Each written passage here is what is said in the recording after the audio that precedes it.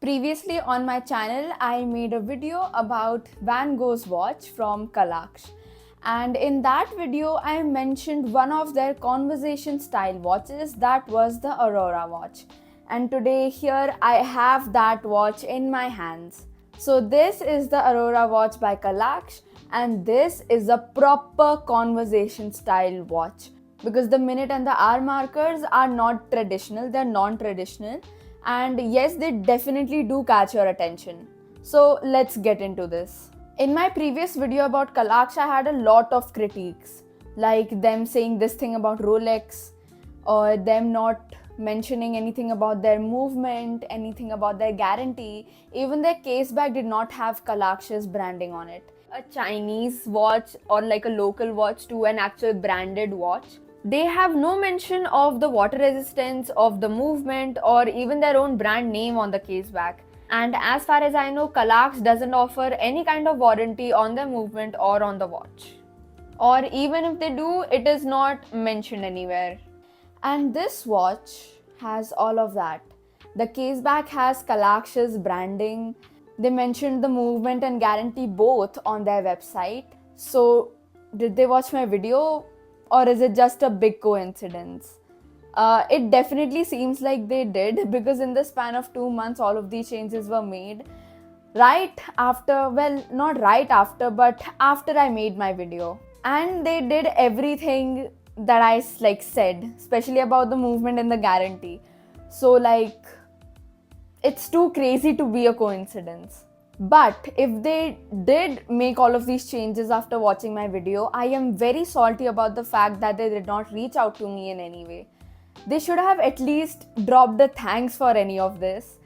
But again, this could just be a coincidence. But if it is not, I'm very salty about that fact. Anyways, let's get on with this watch. The last watch could have been called a conversation style watch because it has a non-traditional dial, but still it had the traditional hour and minute markers. But look at this. This watch, what is this? So I made a video also about conversation starter watches. So these are watches which can catch someone's attention and can spark up a conversation. So this piece, the conversation would start with, how do you even tell the time on that? So here it is. I always thought of that to be the moon, but on the website it says that this is the sun and this marks the hour, whereas the orange thing, the moon, marks the minutes. So that's how you tell the time. The strap itself is also non-traditional. It has this print of something related to the Starry Night on it, which yes adds a little bit of more touch, but I wonder how it would look with just a plain, let's say, suede strap. I think that would look quite good. Again, the case back has a little picture of Van Gogh, which is very, very cute, and Kalaksh's branding, which I appreciate. Not only that, but the crown itself also has Kalaksh's branding, which again is a really good thing. In the photo on their website, you can see that their bands also have Kalaksh's branding, but in real life they don't. Why is there disparity between the photo and the actual product, especially with something as crucial as your brand name? What is it? They should definitely check that out and change the image, because there should not be any major disparities between a photo on your website and the actual watch. Moving on, this says genuine leather. And I mentioned this also in my previous video about Kalaksh, because even that strap was genuine leather. And thank you to this person for bringing this thing to my notice. Because of this comment, I started researching about what they were talking about. The genuine leather branding is very fishy, and it usually does not mean what we actually think it means. Genuine leather brands are the cheapest leather band in the grading system. And I did look into this, and yes, they are right. So here is the thing about genuine leather straps. Mostly how we measure something is through its grading system. But leather does not have a grading system in any tanneries or anything because of how much of a complex product it is. Full grain is a leather that has only had the hair removed and hasn't been sanded. Top grain is a term that includes full grain. So this is just like the leather that has had hair removed and also has been sanded. Genuine leather is found on lots of low quality leather. That's because the bar for genuine is extremely low. It just means real. And to a tannery, everything is real. When you read the description for genuine that many online articles give, they're actually describing a leather called a finished split, which is a usually cheap quality suede that's been painted or coated to look like smooth leather. So I said in my previous video that the cost is fine for that watch because the leather was at least genuine. But I guess it's really not. Only some part of this is actual real leather and most of it is just painted over or coated with plastic. So again, then the last watch was not worth the price. Moving on, when you compare the two watches side by side, the one which is a normal watch looks much more clearer. The dial is much more brighter. And that was one of the first thoughts I had when I saw this watch. The dial isn't bright enough. It's too dull. Whenever I see the dial, I just want to raise up the brightness of the dial, if you know what I mean, like how you can do on a device. I just think it's way too dull. I cannot clearly see any of the details unless I put it in focused harsh lighting like in some of these shots. But when you look at it just under natural lighting in a room, it does not look that bright. Like comparatively, the strap also looks so much more brighter and bluer. The dial really looks way too dull for me. So I prefer the print on the previous watch, definitely. One reason why the dial could be dull is because the moon and the sun that you see are actually plastic, let's say plastic plates which are moving. Because it's not like they're getting attached to the center somehow like a normal watch hand. These are actually painted on a plastic plate that is rotating, which makes it seem like they are rotating independently. So maybe the plastic makes it a little bit more dull, because I have only ever seen this conversation style watch of theirs IRL. Maybe the other watches have brighter dials. Talking about their other watches, they have other conversation style watches, and one of them was this Harry Potter theme based. In my previous video, I could not understand the significance of the 9 and the 3/4, and I said that it was dumb or an artistic choice. But I'm so sorry because it was brought to my attention that it's signifying 9 and 3/4. It's like right before 10. I'm so sorry. I don't know why I couldn't see that, why I couldn't make that connection. But yes, that's a smart move. The dial size of this watch is 40 mm, which is huge. At least for my wrist, which is sized 5.5 inches. You cannot see the strap at all when I wear this watch. So I would definitely recommend this for bigger wrists. Also, the dial is definitely big for my wrist, but also there are not enough holes on the back for it to completely fit my wrist. So definitely be more inclusive of smaller wrists, please, because it does not even come close to how much more holes I need.